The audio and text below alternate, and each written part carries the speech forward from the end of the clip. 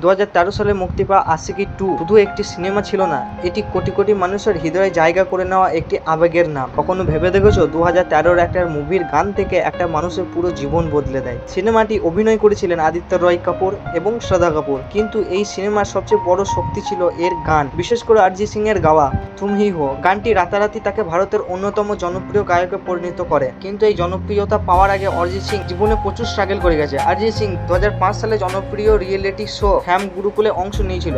তিনি শোটি জিততে পারেনি এবং পরে আরো কয়েকটি প্রতিযোগিতা বড় সাফল্য পাননি, তবে তিনি হাল ছাড়েনি। মুম্বাই থেকে তিনি দীর্ঘ সময় ধরে মিউজিক, প্রোগ্রামিং, রেকর্ডিং এবং ব্যাকগ্রাউন্ডে কাজ করতে থাকেন। এরপর 2013 সালে আশিকি 2 এর তুম হি হো গানটি তার জীবনের মোড় ঘুরিয়ে দেয়। গানটির আবেগপূর্ণ কথা, সুর এবং অরিজিৎ সিং এর কণ্ঠ শ্রোতাদের হৃদয় ছুঁয়ে দেয়। গানটি বিশাল জনপ্রিয় অর্জন করে এবং তিনি রাতারাতি বলিউডের অন্যতম জনপ্রিয় গায়কে পরিণত হন।